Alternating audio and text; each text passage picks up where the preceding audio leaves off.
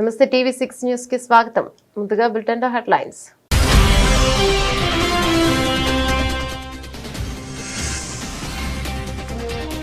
Trump పేరుతో కీలకమైన భారత్ ను కోల్పోయే ప్రమాదం ఉంది. అమెరికా మాజీ అధికారి తీవ్ర ఆగ్రహం.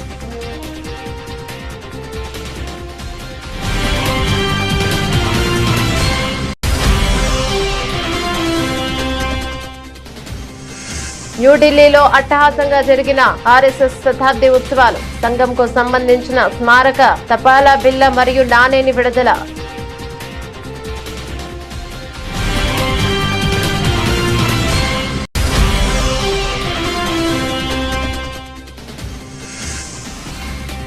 కేంద్రంతో ఘర్షణ వద్దు, నరేంద్ర మోదీని నమ్మండి. సిద్ధరామయ్య ప్రభుత్వానికి కేంద్ర మంత్రి సూచన.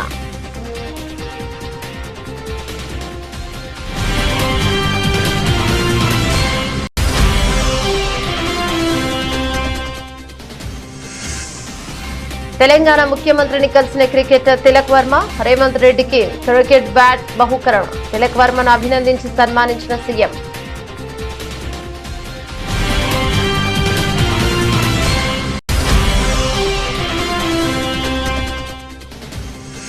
పదవి బాధ్యతలు చేపట్టిన తెలంగాణ నూతన డీజీపీ వామపక్ష తీవ్రవాదాన్ని అణచివేయడంలో కీలక పాత్ర పోషించి మంచి గుర్తింపు పొందిన శివధర్ రెడ్డి.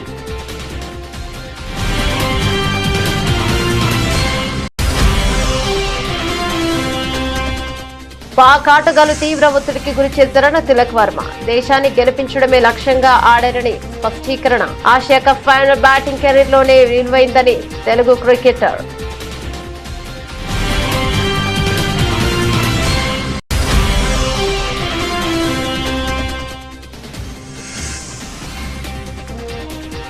నన్ను జైలులో దారుణంగా చూశారు. ఎంపీ మిథున్ రెడ్డి సంచలన వ్యాఖ్యలు.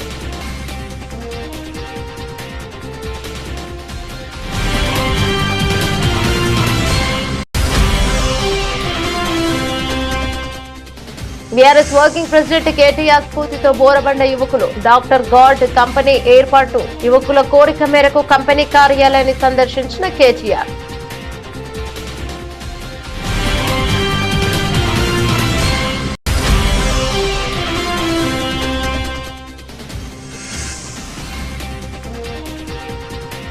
నన్నేమైనా చేసుకోండి, మా వాళ్ళను వేధించవద్దు. టీవీకే చీఫ్ విజయ్ భావోద్వేగ వీడియో.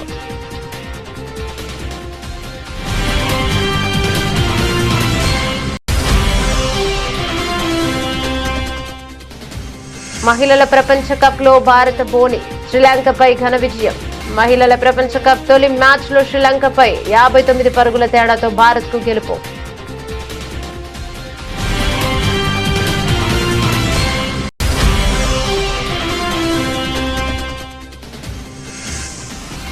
ధన పిశాచిగా సోనాక్షి సిన్హా. సుధీర్ బాబు జటాధర నుంచి కొత్త సాంగ్ విడుదల.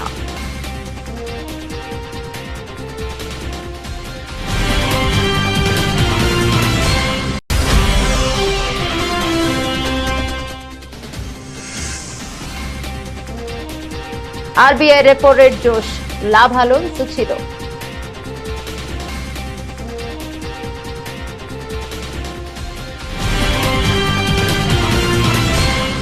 డీటెయిల్స్ చూస్తే రష్యా నుంచి పెద్ద మొత్తంలో చమురు కొనుగోలు చేస్తున్న చైనాను వదిలి కేవలం భారత్ పై టారిఫ్ పేరుతో ఆంక్షలు విధించడం సరికాదని అమెరికా అధ్యక్షుడు డొనాల్డ్ ట్రంప్ తీరును ఆ దేశ మాజీ జాతీయ భద్రతా సలహాదారు జాన్ బోల్టన్ విమర్శించారు. భారత్ విషయంలో ట్రంప్ అనుసరిస్తున్న విధానాన్ని ఆయన తప్పుపట్టారు. చైనా రష్యాను విడగొట్టి కేవలం భారత్ పై సుంకాలు విధించడం ఏంటని ఆయన ప్రశ్నించారు. ఈ సుంకాలను వాణిజ్యం గురించి కాకుండా వ్యక్తిగత కక్షతో విధిస్తున్నట్లుగా ఉందని ఆయన అభిప్రాయపడ్డారు. ట్రంప్ అనాలోచిత నిర్ణయాల వల్ల అమెరికా ముఖ్యమైన వ్యూహాత్మక భాగస్వామిని కోల్పోయే ప్రమాదం ఉందని ఆయన ఆందోళన వ్యక్తం చేశారు. ట్రంప్ కొన్ని లక్ష్యాలతో రెండోసారి అధికారంలోకి వచ్చారని, అందుకోసం ఆయన దేనికైనా సిద్ధమవుతున్నారని విమర్శించారు. అమెరికా రాజకీయాల్లో ఏమాత్రం ఆమోదయోగ్యం కాని విధంగా ఆయన వ్యవహరిస్తున్నారని ఆయన అన్నారు. అమెరికాలో గతంలో ఎప్పుడూ ఇలా జరగలేదని వ్యాఖ్యానించారు.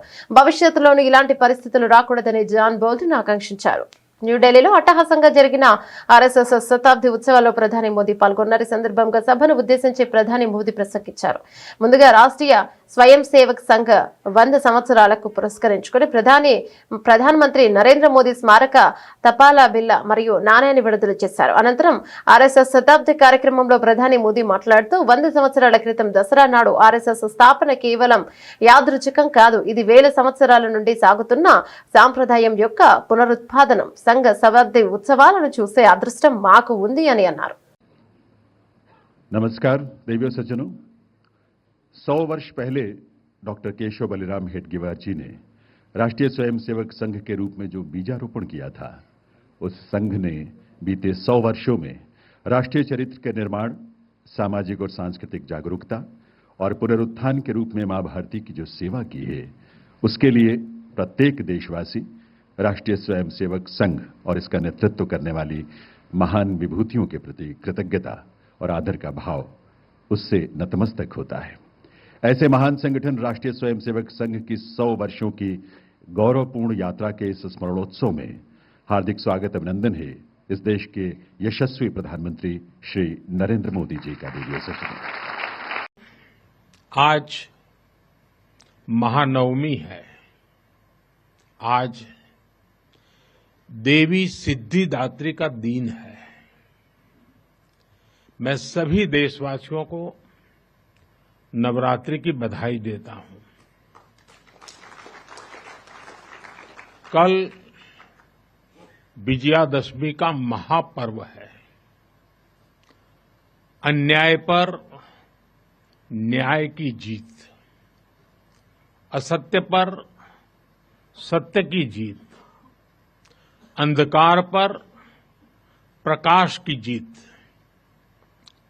विजयादशमी भारतीय संस्कृति के इस विचार और विश्वास का कालजयी उद्घोष है।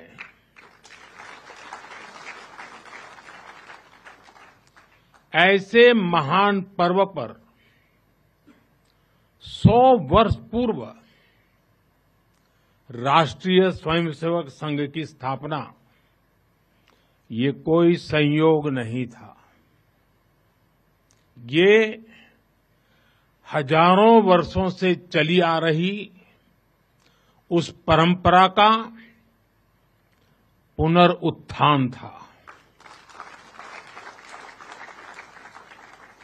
जिसमें राष्ट्र चेतना समय समय पर उस युग की चुनौतियों का सामना करने के लिए नए नए अवतारों में प्रकट होती है। इस युग में संघ उसी अनादि राष्ट्र चेतना का पुण्य अवतार है। కేంద్ర ప్రభుత్వంతో నిత్యం ఘర్షణ పడవద్దని, అలాంటి చర్యలు ఆశించిన ఫలితాలను ఇవ్వదని కేంద్ర మంత్రి కుమారస్వామి కర్ణాటకలోని కాంగ్రెస్ ప్రభుత్వానికి సూచించారు. ఢిల్లీలోని తన నివాసంలో ఆయన మీడియాతో మాట్లాడుతూ ప్రధానమంత్రి నరేంద్ర మోదీని విశ్వసించాలని అన్నారు. మీ విజ్ఞప్తిని ఆయనకు సమర్పిస్తే కేంద్రం తప్పకుండా స్పందిస్తోందని తెలిపారు. కేంద్రం పట్ల అనుసరిస్తున్న ఘర్షణాత్మక వైఖరిని వీడనాడాలని ఆయన హితవు పలికారు.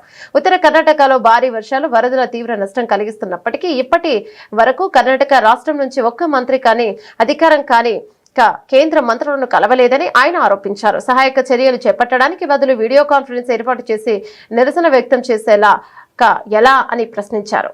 ఇక కేంద్రంలో మోదీ ప్రభుత్వం ఏర్పడి ఏడాది దాటిందని, కానీ ఇప్పటి వరకు రాష్ట్రం నుంచి ఒక్క మంత్రి కూడా వచ్చి తనను కలవలేదని ఆయన అన్నారు.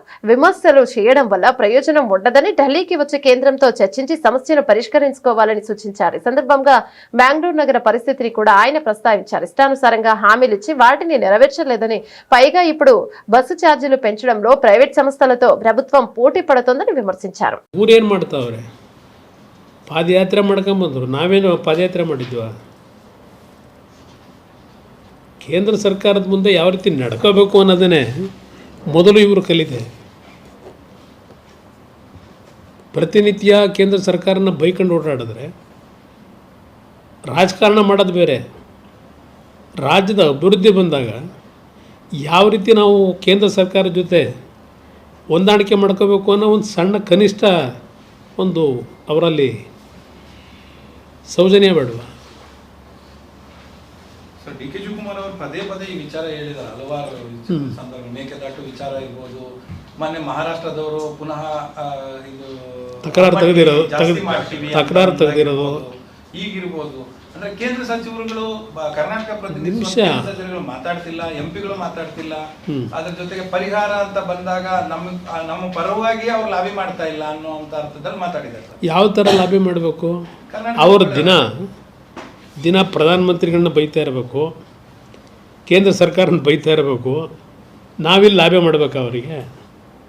ಇಲ್ಲ ಹೋಗಲಿ, 1.5 ವರ್ಷ ಆಯ್ತಲ್ಲ, ಇವತ್ತಿನವರೆಗೆ ಯಾರಾದರೂ ಒಬ್ಬ ಮಂತ್ರಿ ಬಂದು ಅನ್ನೋದು ಚರ್ಚೆ ಮಾಡಿದ್ರೆ, ಯಾವುದೋ ಬೀದಿಲಿ ನಿಂತ್ಕೊಂಡು ಮಾತಾಡಿದ್ರೆ ಆಯ್ತು. ఆసియా కప్ ఫైనల్ రాణించిన తెలుగు యువ క్రికెటర్ తిలక్ వర్మ తెలంగాణ రాష్ట్ర ముఖ్యమంత్రి రేవంత్ రెడ్డిని కలిశారు. జూబ్లీ హిల్స్ లోని ముఖ్యమంత్రి నివాసంలో సమావేశం జరిగింది. సందర్భంగా తిలక్ వర్మ రేవంత్ రెడ్డి ప్రత్యేకంగా అభినందించి సత్కరించారు. ఈ సందర్భంగా తిలక్ వర్మ సీఎం రేవంత్ రెడ్డిని క్రికెట్ బ్యాట్ ను బహుమతిగా అందజేశారు. క్రీడా శాఖ మంత్రి వాక్టి శ్రీహరితో కలిసి తిలక్ వర్మ ముఖ్యమంత్రిని కలిశారు. ఆసియా కప్ 2025 ఫైనల్ మ్యాచ్ లో పాకిస్తాన్ పై భారత్ విజయంలో తిలక్ వర్మ కీలక పాత్ర పోషించిన విషయం తెలిసిందే.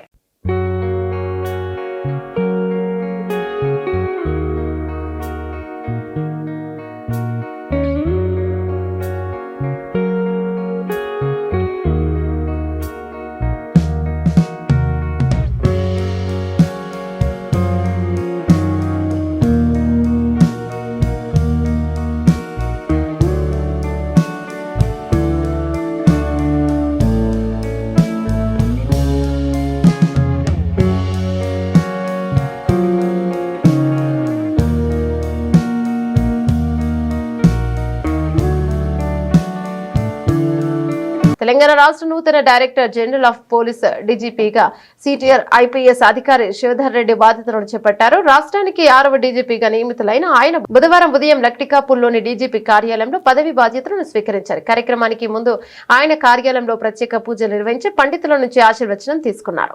1994 ఐపీఎస్ బ్యాచ్ కు చెందిన శివధర్ రెడ్డి తొలుత ఆంధ్రప్రదేశ్ క్యాడర్ లో పనిచేశారు. 2014లో రాష్ట్ర విభజన జరిగిన తర్వాత ఆయన తెలంగాణ క్యాడర్ కు మారారు. ఐపీఎస్ అధికారిగా శిక్షణ పూర్తి చేసుకున్న అనంతరం ఉమ్మడి ఆంధ్రప్రదేశ్ లో పలు కీలక బాధ్యతలను నిర్వర్తించారు.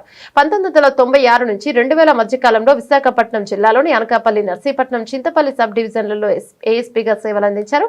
ఆ తర్వాత గ్రేహౌండ్స్ లో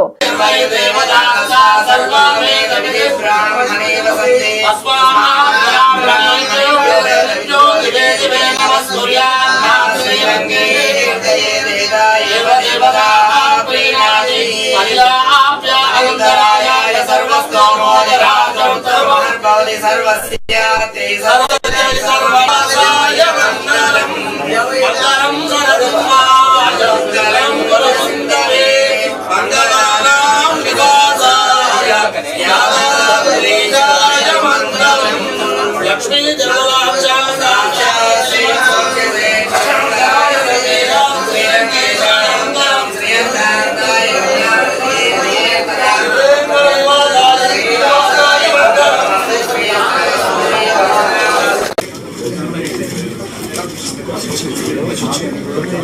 డీజీపీ చార్జ్ తీసుకున్నాను కాబట్టి ఇంతకంటే నేను చెప్పవలసింది ఏం లేదు. పోలీస్ డిపార్ట్మెంట్కు ఏదైతే మీరు మొదటి నుంచి పూర్తి సహకారం అందిస్తున్నారో అట్లనే సహకారం అందిస్తారని చెప్పి నాకు నమ్మకం ఉంది. మేము కూడా, మా టీం కూడా చాలా స్ట్రాంగ్ టీం ఉంది. వాళ్ళు కూడా ఎప్పటికప్పుడు మీకు ఇన్ఫర్మేషన్ అందిస్తుంటారు ఏమైనా విషయాలపైన. దయచేసి ఆథెంటిక్ ఇన్ఫర్మేషన్ అందుకున్న తర్వాతనే మీరు ఏదైనా రాసినా కానీ చూపించినా కానీ బాగుంటుందని చెప్పి నా యొక్క విన్నపం. So thank you very much. Have a great Dasara again. మాకు pink book, blue, red, white అట్లా ఏముండదు. మాదంతా only khaki book. Khaki book అంటే సిఆర్పిసి, ఐపీసీ చట్టాలతో ప్రకారం పోతాము. ఆ ఖాకీ బుక్ అంటే అన్ని కలిస్తే ఖాకీ బుక్ అవుతుంది. ఇదే మాకు తెలిసిన కలర్ కానీ మిగతా కలర్ సంబంధం లేదు. So thank you very much.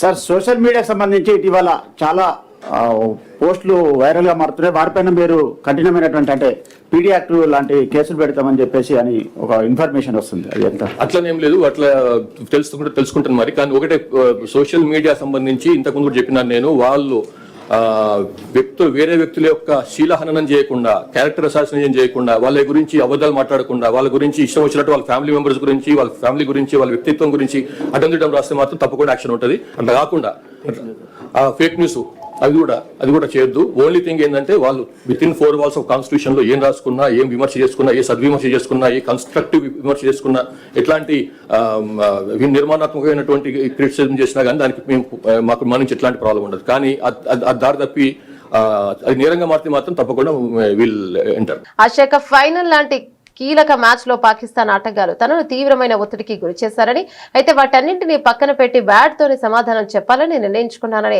భారత యువ క్రికెటర్ తెలుగు తేజం తిలక్ వర్మ వెల్లడించాడు.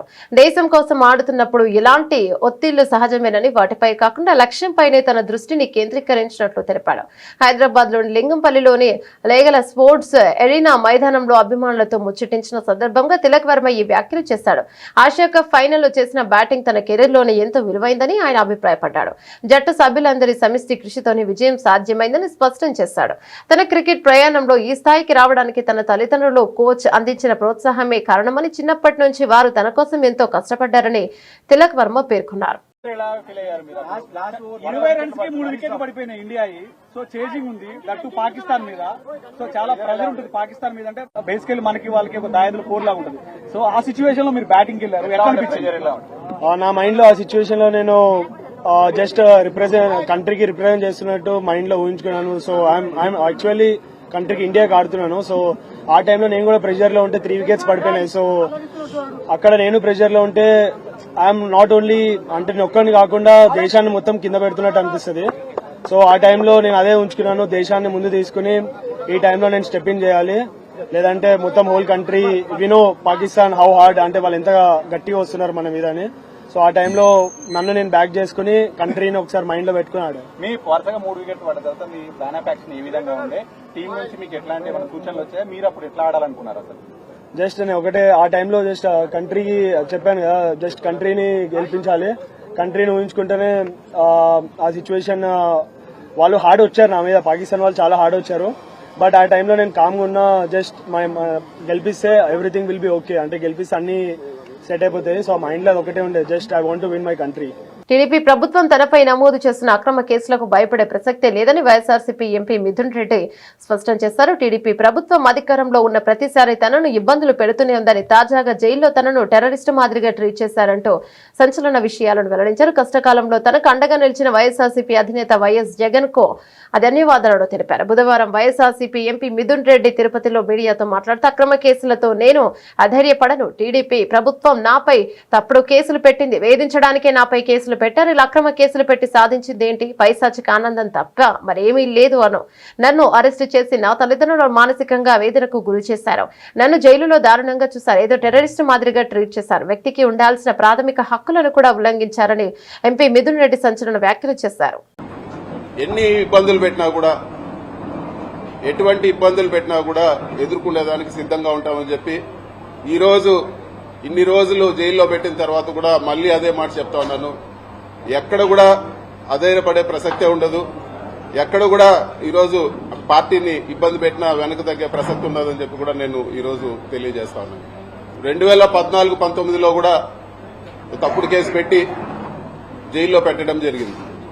అప్పుడు కూడా చెప్పినాను, ఇది తప్పుడు కేసు, ఇది కేవలం హరాస్మెంట్ చేసేదానికే పెడుతున్నారని ఆ రోజు కూడా నేను చెప్పడం జరిగింది. అంతకుముందు తెలుగుదేశం అధికారంలో ఉన్నప్పుడు కూడా నేను ఇంజనీరింగ్ కాలేజీలో చదివేటప్పుడు కూడా నా జీవితంలో మొట్టమొదటి కేసు పెట్టింది తెలుగుదేశం ప్రభుత్వం. తెలుగుదేశం ప్రభుత్వం ఎప్పుడున్నా కూడా ఇటువంటి హరాస్మెంట్ చూస్తూనే ఉన్నాము. మీరు కేసులు పెట్టినా లేకపోతే ఇంకోటి పెట్టినా మేము వెనక్కు తగ్గే ప్రసక్తే లేదు. ఖచ్చితంగా గట్టిగా ఇంకా రెట్టింపు ఉత్సాహంతో పోరాడతామని చెప్పి కూడా నేను తెలియజేస్తా ఉన్నాను. రకరకాల కేసులు పెట్టి నాయకులందరినీ కూడా జైళ్లలో పెట్టి, సంబంధం ఉన్నా లేకపోయినా ఎట్లంటే అట్లా జైళ్లలో పెట్టి, ఇదంతా కూడా వాళ్ళు చేయాల్సిన పనుల నుంచి డైవర్షన్ చేసే పరిస్థితి ఉందని చెప్పి కూడా మనం అందరం కూడా తెలుసుకోవాలని చెప్పి కూడా నేను తెలియజేస్తా ఉన్నాను. జైల్లో ఎటువంటి పరిస్థితుల్లో పెట్టారంటే, ఒక టెర్రరిస్టో తీవ్రవాదిని జైల్లో పెట్టిన పరిస్థితి ఉంది నాకు. నేను ఉన్నన్ని రోజులు కూడా ఒక పూర్తి బ్లాక్ లో వేరే ఒక మనిషితో మాట్లాడే పరిస్థితి ఉండదు. మొత్తం సీసీ కెమెరా నిఘా, ఎవరు చూస్తా ఉన్నారో ఆ సీసీ కెమెరాల్లో తెలియదు. తెలంగాణ యువతరాన్ని ఎప్పుడు స్ఫూర్తి నింపడంలో ముందుండే కేటీఆర్ మాటలు మరోసారి నిజమయ్యాయి. ఉద్యోగాలు అడిగేవారుగా కాదు, ఉద్యోగాలు ఇచ్చేవారిగా ఉండాలి అని కేటీఆర్ ఇచ్చిన పిలుపుతో స్ఫూర్తి పొందిన ఊరబండకు చెందిన 9 మంది యువకులు కలిసి డాక్టర్ గార్డ్ పేరుతో వాటర్ ప్రూఫ్ సొల్యూషన్స్ కంపెనీని ప్రారంభించారు. ఉద్యోగ ప్రదాతలుగా యువకులు యువ మిత్రులు ప్రారంభించిన కంపెనీ ప్రాంగణాన్ని వారి కోరిక మేరకు కేటీఆర్ సోమవారం సందర్శించారు. ఈ సందర్భంగా యువకులతో మాట్లాడిన కేటీఆర్ ఉద్యోగాలు అడగడం కాకుండా 10 మందికి ఉపాధి కల్పించాలన్న గొప్ప లక్ష్యంతో వీరు ఈ కంపెనీని ప్రారంభించడం అభినందనీయమన్నారు. జయంతియో ప్రసంగంలో కేటీఆర్ చెప్పిన మాటల స్ఫూర్తితోనే కంపెనీని ఏర్పాటు చేసినట్లు డాక్టర్ గార్డ్ బృందం తెలిపింది. పుట్టి పెరిగింది హైదరాబాద్ లోనే అయినప్పటికీ తమ కాలపై తాము నిలబడాలనే లక్ష్యంతో కంపెనీని స్థాపించినట్లు యువకులు తెలిపారు. మొహమ్మద్ ఇమ్రోజ్, మొహమ్మద్ సోహెల్ అనే 2 పిల్లలు, వారితో పాటు వారి 7 క్లాస్మేట్స్ అండ్ ఫ్రెండ్స్ అందరు కలిసి 9 మంది మేము చదువుకున్న వాళ్ళం, మేము ఇక్కడే హైదరాబాద్లో పుట్టి పెరిగిన వాళ్ళం. కానీ ఎంతసేపు జాబ్స్ కోసం వెతకడం, ఉద్యోగాల కోసం వెతకడం కాదు, మనమే ఒక 1000 మందికి ఉద్యోగాలు ఇవ్వాలి రాబోయే సంవత్సరం 2 సంవత్సరాల్లో అనే ఒక గొప్ప ఆలోచనతో కేవలం తమంతట తాముగా ఒక లక్ష్యాన్ని నిర్దేశించుకొని ఎట్టి పరిస్థితుల్లో మేము అందరం కలిసికట్టుగా కనుక కష్టపడితే తప్పకుండా మంచి ఫలితం వస్తుందనే ఆలోచనతో డాక్టర్ గార్డ్ అనే ఒక వాటర్ ప్రూఫింగ్ కంపెనీని ఇక్కడ కూకట్పల్లి నియోజకవర్గంలో అల్లాపూర్ ఏరియాలో వాళ్ళు ఏర్పాటు చేయడం జరిగింది. నాకు సోషల్ మీడియాలో ఈ తమ్ముడు ఇమ్రోజ్ అని నాకు ఒక మెసేజ్ పెట్టారు. అన్న, మీరు గతంలో ఒకసారి జేఎన్టీయూలో ఒక ఉపన్యాసంలో చెప్పారు, don't be a job seeker, be a job creator అని చెప్పారు. దాన్ని ఇన్స్పిరేషన్గా తీసుకొని మేము ఈ కంపెనీ స్టార్ట్ చేశాము. 0 పెట్టుబడితో, రూపాయి పెట్టుబడి లేకుండా 9 మంది మా ఆలోచననే ఒక పెట్టుబడిగా మొదలుపెట్టినాము. కొంత ప్రోగ్రెస్ సాధించినాము. ఇంకా మీరు వచ్చి మమ్మల్ని ఆశీర్వదిస్తే తప్పకుండా మరింత ఉన్నతి సాధించే అవకాశం ఉంటుంది, ఇక్కడికి రండి అంటే వారిని కలవడానికి వచ్చాను. చూసిన తర్వాత పిల్లల్ని చూస్తే చాలా సంతోషం అనిపించింది. మా ఎమ్మెల్యే కృష్ణారావు గారు, మా ఇక్కడ కార్పొరేటర్ గారు సబీహా గౌసుద్దీన్ గారు అందరు కూడా వచ్చారు. నిజంగా పిల్లల్ని చూస్తే చాలా సంతోషంగా ఉంది. ఎందుకంటే వాళ్ళు చాలా గొప్ప ఆలోచనతో, ఎక్కడ కూడా ఒక్క క్షణం నిరుత్సాహం లేకుండా, అందరూ 24 ఏళ్ల లోపల వయసున్న పిల్లలు, వాళ్ళంతటి వాళ్ళుగా, ఎవరికి కూడా గొప్ప రిచ్ బ్యాక్గ్రౌండ్ పెట్టుబడి ఉన్న కుటుంబాలు కావు, సామాన్య మధ్యతరగతి పేద కుటుంబాల నుంచి వచ్చి ఇవాళ మేము కనుక అనుకుంటే ఎందుకు సాధించలేము. ఏషియన్ పెయింట్స్ అనే కంపెనీని 4 మిత్రులు పెట్టి ఇవాళ 1,36,000 కోట్ల రూపాయలకు తీసుకొని పోయినప్పుడు మేమెందుకు చేయలేము, మేమెందుకు సాధించకూడదు అనే ఒక మంచి ఆలోచనతో వారి కార్యక్రమాన్ని తీసుకున్నారు, ఈ కంపెనీని పెట్టారు. తమిళగల వెట్రిగలగం టీవీకి అధినేత ప్రముఖ నటుడు విజయ్ కరూర్లో జరిగిన తొక్కిసలాట ఘటనపై తీవ్రంగా స్పందించారు. ఈ ఘటన తనను ఎంతగానో కలిచివేసిందని పేర్కొన్నారు. ఈ ఘటనతో తమ గుండె బద్దలైందని మాటలు రావడం లేదన్నారు. తాను ఏ తప్పు చేయలేదని స్పష్టం చేశారు. ఈ మేరకు ఓ భావోద్వేగ వీడియో విడుదల చేశారు. కరూర్ ఘటనపై ఆయన మాట్లాడుతూ, నా జీవితంలో ఇలాంటి పరిస్థితిని ఎప్పుడూ ఎదుర్కోలేదు. ఈ దురదృష్టకర సంఘటన జరిగి ఉండాల్సింది కాదు. నేను కూడా మనిషిని. అంతమంది చనిపోయారని తెలిస్తే అక్కడి నుంచి వెళ్ళిపోతానా? ర్యాలీ కోసం అన్ని జాగ్రత్తలు తీసుకున్నా కానీ ఊహించని ఘటన జరిగిందని విజయ్ తీవ్ర ఆవేదన వ్యక్తం చేశారు. அனைவருக்கும் வணக்கம்.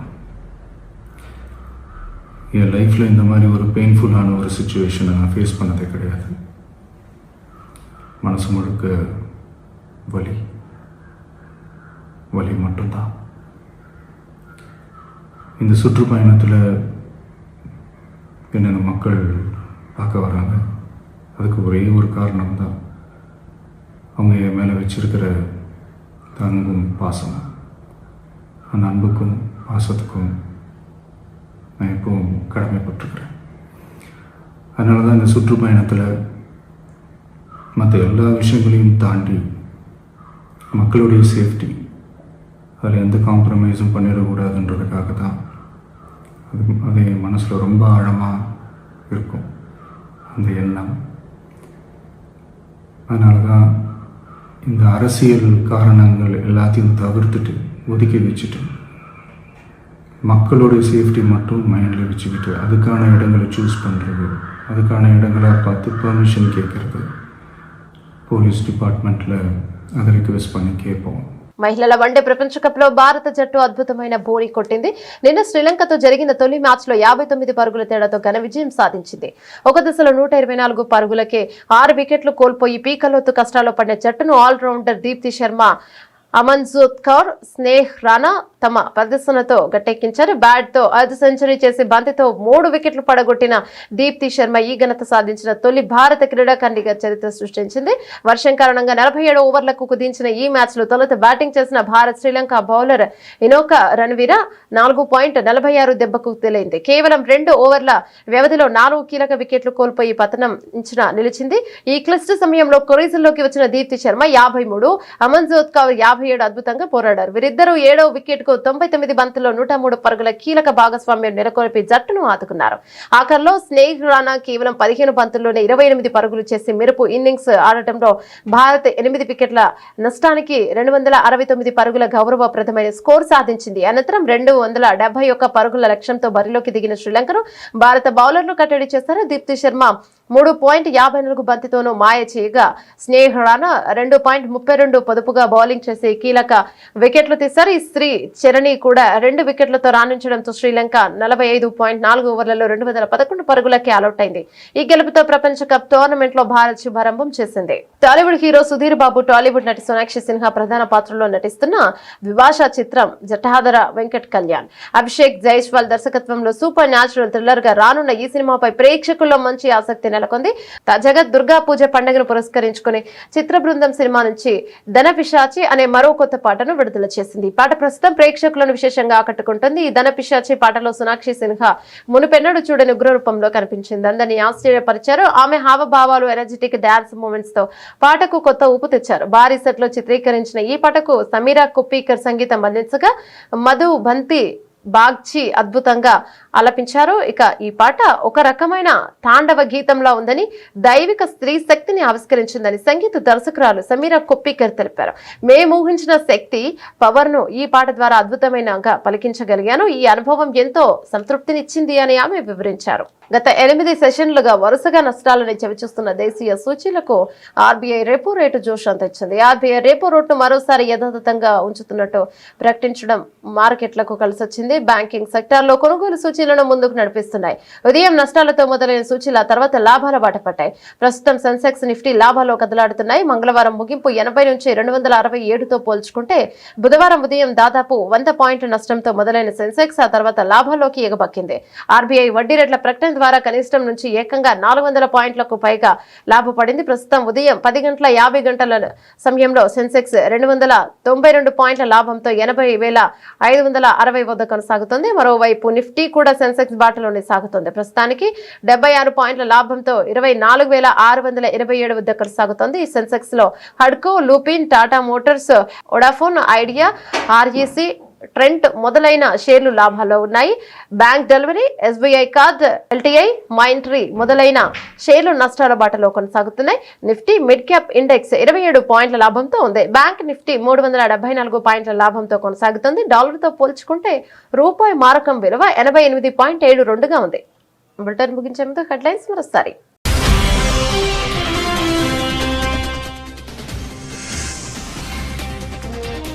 ట్రంప్ పేరుతో కీలకమైన భారత్ ను కోల్పోయే ప్రమాదం ఉంది.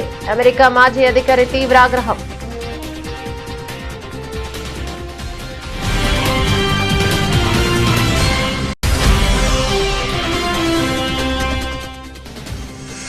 న్యూఢిల్లీలో అట్టహాసంగా జరిగిన ఆర్ఎస్ఎస్ శతాబ్ది ఉత్సవాలు. సంఘంకు సంబంధించిన స్మారక తపాలా బిల్ల మరియు నాణేని విడుదల.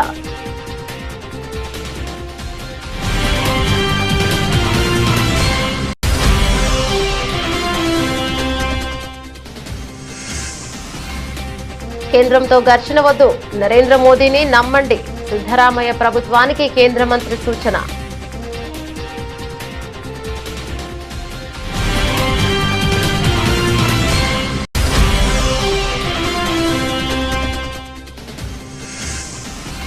తెలంగాణ ముఖ్యమంత్రిని కలిసిన క్రికెటర్ తిలక్ వర్మ. రేవంత్ రెడ్డికి క్రికెట్ బ్యాట్ బహుకరణ. తిలక్ వర్మను అభినందించి సన్మానించిన సీఎం.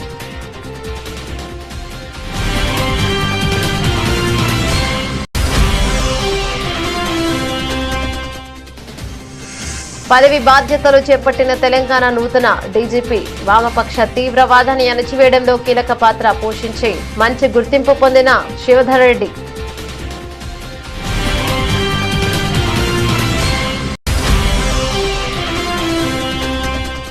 పాక్ ఆటగాళ్లు తీవ్ర ఒత్తిడికి గురి చేశారన్న తిలక్ వర్మ. దేశాన్ని గెలిపించడమే లక్ష్యంగా ఆడారని స్పష్టీకరణ. ఆసియా కప్ ఫైనల్ బ్యాటింగ్ కెరీర్లోనే విలువైందని తెలుగు క్రికెటర్.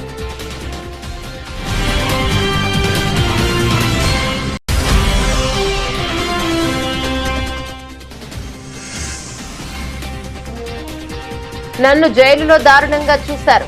ఎంపీ మిథున్ రెడ్డి సంచలన వ్యాఖ్యలు.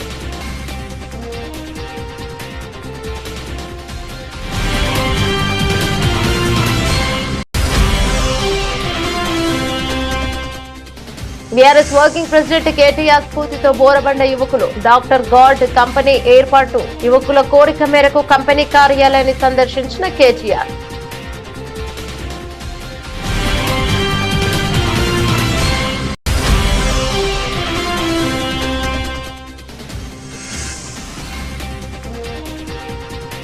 నన్నేమైనా చేసుకోండి, మా వాళ్ళను వేధించవద్దు. టీవీకే చీఫ్ విజయ్ భావోద్వేగ వీడియో.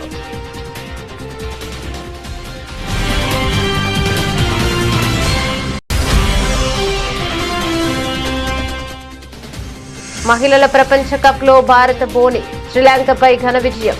మహిళల ప్రపంచ కప్ తొలి మ్యాచ్ లో శ్రీలంకపై 59 పరుగుల తేడాతో భారత్ కు గెలుపు.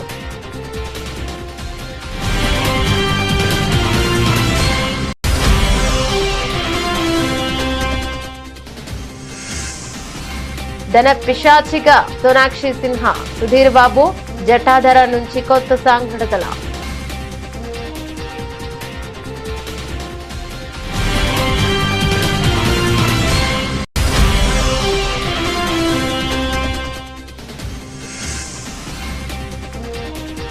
ఆర్బీఐ రెపో రేట్ జోష్. లాభాలు సూచీలో.